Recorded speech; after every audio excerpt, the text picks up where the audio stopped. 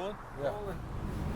Okay, as you know, I'm Mike Pearlman, and this is our 1,000 Miles of Stories.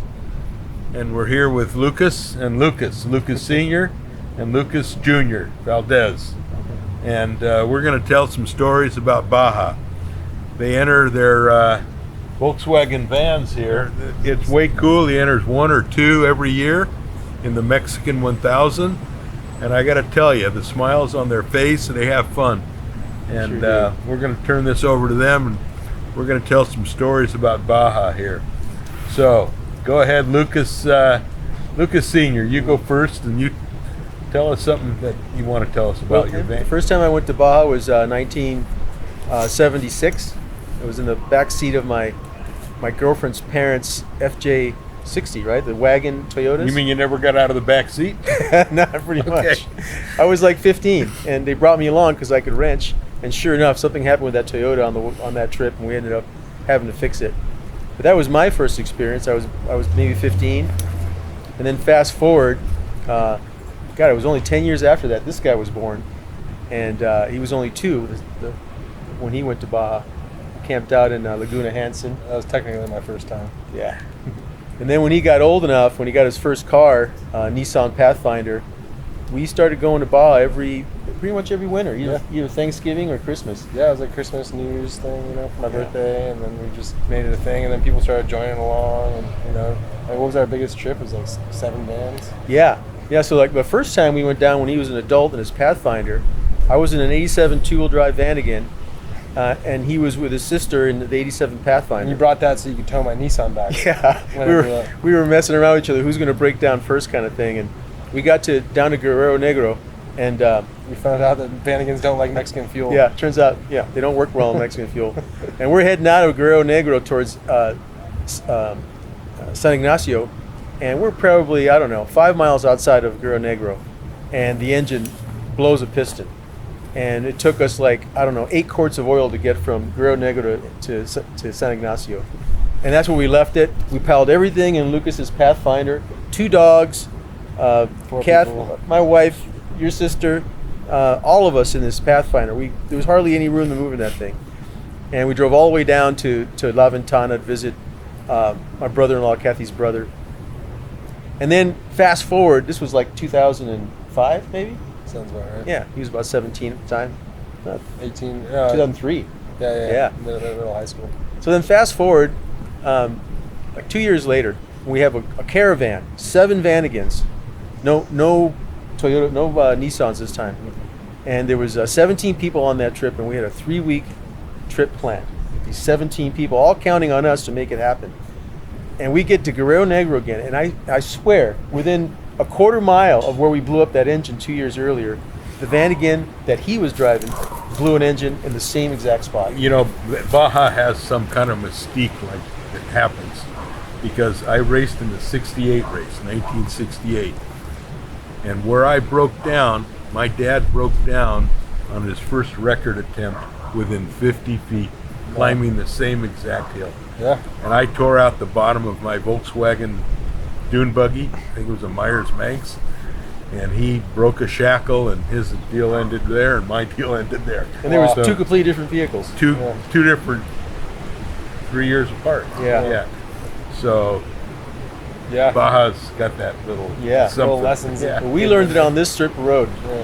Father and son broke down within, it had to have been half a mile. You know that road from Guerrero Negro up to Vizcaíno, it's that long, steady climb. You don't even realize you're climbing. Yeah. But you look down, your foot's pegged, it's just wooded, and you're going 60 miles an hour because it's a long grade. Yeah, you kind of drop into the big palm forest after that big oasis, right? Yeah, well, it's way before Vizcaíno, though. It's between Guerrero Negro and Vizcaíno. So, but this time we didn't have, it wasn't just 4 of us in 2 vehicles.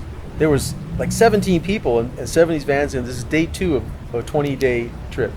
So we had to think fast. And we decided, well, this time we're not going to get stranded in a Volkswagen. So what we did is we took the push rods out of that one cylinder. There's a hole in the piston.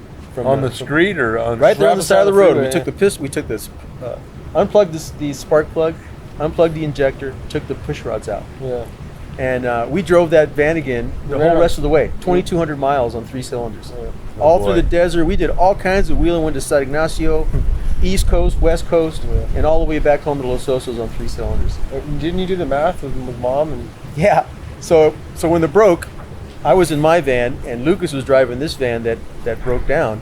And as soon as it broke down, everyone's pointing at me, and I get behind the wheel of that thing. So I'm driving it with 3 cylinders, and Kathy and I, my wife, we spent 3 months in a 1970 VW camper on our honeymoon back in 1985. And we're driving back north on Highway 1 out of San Ignacio, up that big the big desert north of Rio Negro. Is it the Vizcaíno Desert? Okay. Yeah. Another long, steady climb. And I was thinking to myself, we're driving in this van again with one of our GoWesty 2.3 engines. And we did the math in our heads, and it was making more power on 3 cylinders than our little VW bus made on all Very 4 back good. in '85. Yeah. So that was a fun enough. It's cool. I mean, it's been really fun being able to test all these new products and go down to Mexico and kind of, put yourself in the elements and growing up doing that. I first had my Nissan. I dreamed of building some Baja truck, and then I slowly realized that those vans were kind of the ultimate Baja machine. And we're going down there, and I was driving down there with a passenger and dogs and all our food and clothes and everything we need for shelter for the next this extended future. And I was just like, what if we took all the weight out of these things and put a roll cage in it and raced it? And what would happen then? I mean, We were actually in Guadalupe Canyon with Ned Bacon, and we're sitting in the hot tub, just shooting the shit. And somebody says, we ought to race one of these things in Lemons. We should do that. And it was your idea. Mm-hmm. Yeah. And Ned was like, they'll never let you race that in Lemons. And where so it that was a started. dare. And yeah. so the very next year, we got the Lemons organization to allow us to drive a cab forward vehicle in their races. We had to jump through all kinds of hoops. Now there's other Vanagons and other vans running in Lemons, but at the time we were the first. And we did that. We did Lemons for 6 races, and we were at Sears Point on our 6th try. We were trying to win Class C in a Volkswagen Vanagon, and no one thought we could do it. And in fact, I didn't think we could do it.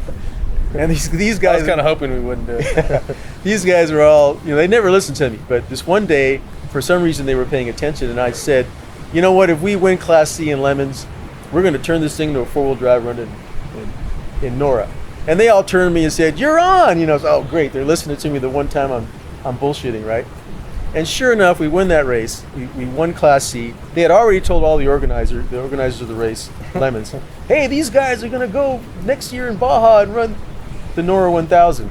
And this was December. This is like late December, and we had to be at the starting line in Ensenada 4 months later. In April. Yeah. 421, and our number was 421 on our van in Lemons. Yeah. Oh boy. Yeah, so it was destiny. I mean, we had to do it. Yeah, we had to do it. that was my last semester of college too. I had to finish up finals and then go to Mexico and race and then come back and take finals. It was crazy. So there was no sleep for 4 months, and we turned that van from a track sticky a tire lowered 2-wheel van. drive van. It was 2-wheel drive lowered, and we lifted it, made it 4-wheel drive.